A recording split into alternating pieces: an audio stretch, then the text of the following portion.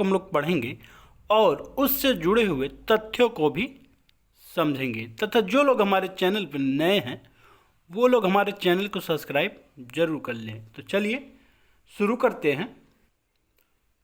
पहला क्वेश्चन है, ease of doing business report 2019 में किस राज्य को प्रथम स्थान प्राप्त हुआ है? तो ईज ऑफ डूइंग रिपोर्ट अभी आया है, बिजनेस रिपोर्ट, इसमें आंध्र प्रदेश को जो है प्रथम स्थान प्राप्त हुआ है और वहीं उत्तर प्रदेश को दूसरा स्थान प्राप्त हुआ है तथा तेलंगाना को जो है तीसरा स्थान बिजनेस रिपोर्ट 2019 में प्राप्त हुआ है। बता दें कि इसके पिछले 2018 का जो रिपोर्ट था उसमें तेलंगाना दूसरे स्थान पर था और उत्तर प्रदेश इस साल जो है 12 अंक का उछाल करके जो है दूसरे स्थान पर आ गया है और अगली साल की तरह जो है आंध्र प्रदेश इस साल भी प्रथम स्थान पर बरकरार है। व्यापार सुधार कार्य योजना के आधार पर राज्यों की रैंकिंग तय करने का काम 2015 से शुरू किया गया था।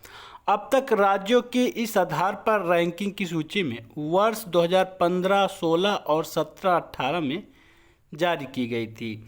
कार्य योजना 2018-19 में कारोबार की स्थितियां बेहतर बनाने के लिए 180 मुख्य मानक तय किए गए हैं, जिसमें 12 व्यावसायिक विनियामक क्षेत्र जैसे कि सूचना तक पहुंच, एकल खिलाड़ी प्रणाली, श्रम और पर्यावरण आदि शामिल है। कारोबारी सुगमता के मामले में प्रदर्शन के आधार पर राज्यों की रैंकिंग तय करते समय स्वास्थ्य प्रतिस्पर्धा और बड़े स्तर पर निवेश आकर्षित करने का उद्देश्य हासिल करने का प्रयास किया गया है। इस बार की रैंकिंग तय करते समय जमीनी स्तर पर 30,000 से अधिक लोगों से मिली प्रतिक्रियाओं को शामिल किया गया है, जिन्होंने सुधारों की प्रभावशीलता के बारे में अपनी राय दी है। यह रैंकिंग राज्यों में निवेश को आकर्षित करने, स्वास्थ्य प्रतिस्पर्धा को बढ़ावा देने और प्रत्येक राज्य में कारोबारी सुगमता को बढ़ाने में मदद करने के लिए जारी किया गया है। राज्य सुधार कार्य योजना 2019 के तहत शीर्ष 10 राज्यों की सूची इस प्रकार है। पहले स्थान पर कौन सा है? तो पहले स्थान पर आंध्र प्रदेश है, दूसरे पर उत्तर प्रदेश, तीसरे पर तेलंगाना, चौथे पर मध्य प्रदेश, पाँचवें पर झारखंड है, छठे पर छत्तीसगढ़, सातवें पर हिमाचल प्रदेश, आठवें पर राजस्थान, नौवें पर पश्चिम बंगाल और 10वें नंबर पर जो है Gujarat ease of doing business report 2019 में बरकरार है। नेक्स्ट क्वेश्चन है, निम्न में से किस राज्य में 1500 करोड़ रुपए की लागत से विश्व के सबसे बड़े टॉय म्यूजियम बनाने की घोषणा की गई है? तो गुजरात में जो है विश्व का सबसे बड़ा टॉय खिलौना म्यूजियम बनाने की घोषणा की गई है। अच्छा, यह खिलौना म्यूजियम जो है 1500 करोड़ रुपए की लागत से बनेगा। अभी तक जो है विश्व का सबसे बड़ा खिलौना म्यूजियम जो है अमेरिका में फ्लोरिडा में स्थित था। तो यानी यहाँ पर ऑप्शन सी जो है गुजरात सही है। गुजरात में विश्व का सबसे बड़ा टॉय म्यूजियम बनाने वाला है। इसके लिए 30 एकड़ ज़मीन आवंटित की गई है। इसे गुजरात की चिल्ड्रन यूनिवर्सिटी के बाल भवन प्रोजेक्ट के तहत बनाया जा रहा है। यहाँ प्राचीन काल से लेकर आधुनिक काल तक के 11 लाख से अधिक खिलौने प्रदर्शित किए जाएंगे। कितने? 11 लाख। इसका उद्देश्य जो है बच्चों को खिलौने के जरिए वैज्ञानिक, कलाकार व महापुरुषों का परिचय कराना है और भारतीय संस्कृति का प्रदर्शन भी करवाना है। नेक्स्ट क्वेश्चन है, किस देश के सलामी बल्लेबाज निषाद थरंगापरनविताना ने अंतर्राष्ट्रीय क्रिकेट के सभी प्रारूपों से संन्यास की घोषणा की है? तो श्रीलंका के ये खिलाड़ी थे जिन्होंने अभी हाल ही में अंतर्राष्ट्रीय खेलों के सभी प्रारूपों, टेस्ट और T20 और वनडे से संन्यास लेने की घोषणा की है। यानी ऑप्शन सी यहाँ पर श्रीलंका सही है। श्रीलंका के सलामी बल्लेबाज निषाद थरंगापरनविताना ने अंतर्राष्ट्रीय क्रिकेट के सभी प्रारूपों से संन्यास की घोषणा की है। इन्होंने 32 टेस्ट मैचों में श्रीलंका का प्रतिनिधित्व किया है। इन्होंने 2 शतक और 11 अर्धशतक सहित 1792 रन बनाए हैं। परनविताना ने फरवरी 2019 में पाकिस्तान के खिलाफ पदार्पण किया और नवंबर 2012 में राष्ट्रीय टीम के लिए अपना आखिरी मैच खेला था। वे प्रथम श्रेणी क्रिकेट में 12,522 रन के साथ श्रीलंका के सबसे ज़्यादा रन बनाने वाले खिलाड़ी हैं। नेक्स्ट क्वेश्चन है, 5वीं ब्रिक्स देशों की संस्कृति बैठक में भारत की तरफ से किसने प्रतिनिधित्व किया है? तो भारत के तरफ से जो है प्रहलाद सिंह पटेल ने 5वीं ब्रिक्स सांस्कृतिक बैठक में हिस्सा लिया है। अच्छा, इस ब्रिक्स देशों की अध्यक्षता किसने की है?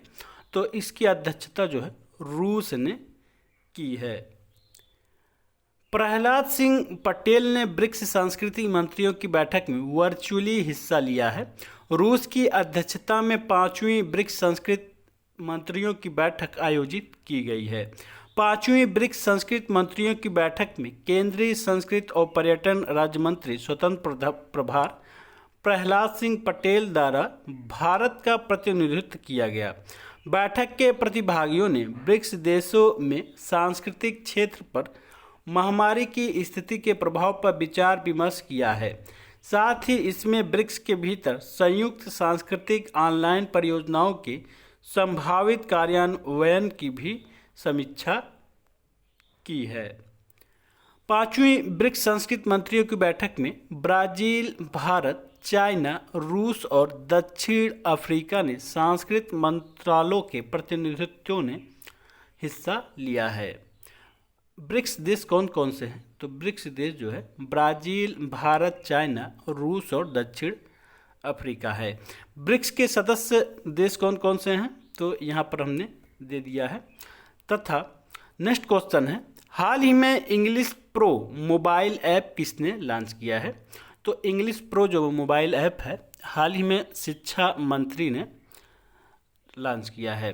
अभी शिक्षा मंत्री का जो है रमेश पोखरियाल जो है शिक्षा मंत्री हैं। पहले इसका नाम क्या था? तो पहले मानव संसाधन विकास मंत्रालय था, जिसको नई शिक्षा नीति के तहत जो है शिक्षा मंत्री कर दिया गया है। केंद्रीय शिक्षा मंत्री इंग्लिश प्रो नामक एक फ्री मोबाइल ऐप लॉन्च किया है। इस मोबाइल एप्लीकेशन को हैदराबाद स्थित अंग्रेजी और विदेशी भाषाओं के संस्थान द्वारा विश्वविद्यालय स्मारक दायित्व USR के तहत विकसित किया गया है। यह ऐप शिक्षकों, छात्रों और विभिन्न पृष्ठभूमियों के लोगों के लिए एक उपयोगी डिजिटल टूल होगा जो एक कौशिक संसाधन के रूप में कार्य करेगा। मोबाइल एप्लीकेशन इंग्लिश प्रो देश के किसी भी विश्वविद्यालय द्वारा शुरू की गई अपनी तरह की पहली पहल है।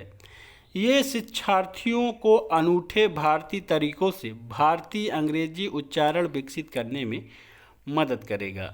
साथ ही यह भविष्य में बड़े स्तर पर शिक्षार्थी समूहों की ज़रूरतों को संबोधित करने के लिए मोबाइल एप्लीकेशन के अधिक उन्नत संस्करणों के साथ भी आएगा। नेक्स्ट क्वेश्चन है, बजाज अलायंस ने अभी हाल ही में किससे अपना ब्रांड एम्बेसडर नियुक्त किया है? तो बजाज अलायंस ने अभी हाल ही में आयुष्मान खुराना को अपना ब्रांड एम्बेसडर नियुक्त किया है। आयुष्मान खुराना कौन है? तो ये बॉलीवुड जगत के जो है एक्टर हैं, यानी ऑप्शन डी यहाँ पर आयुष्मान खुराना सही है। निजी क्षेत्र की जीवन बीमा company Bajaj alliance life insurance company limited ने बॉलीवुड अभिनेता आयुष्मान खुराना को अपना नया ब्रांड एम्बेसडर बनाया है। आयुष्मान जीवन बीमाकर्ता के ब्रांड एम्बेसडर के रूप में इसके उत्पादों के साथ साथ Bajaj alliance life insurance company limited की डिजिटल सेवाओं का भी प्रचार करेंगे। Bajaj alliance life insurance company limited के MD और CEO कौन हैं? तो तरुण चुग हैं। नेक्स्ट क्वेश्चन है, the little book of green nudges book किसने लॉन्च किया है? तो यह बुक जो है संयुक्त राष्ट्र पर्यावरण द्वारा जारी किया गया है।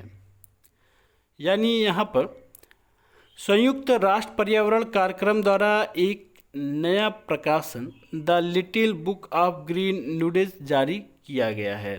यह नया प्रकाशन दुनिया भर के लगभग 200 मिलियन छात्रों को पर्यावरण के अनुकूल आदतों और हरियाली जीवन शैली को अपनाने के लिए प्रोत्साहित करने के लिए लॉन्च किया गया।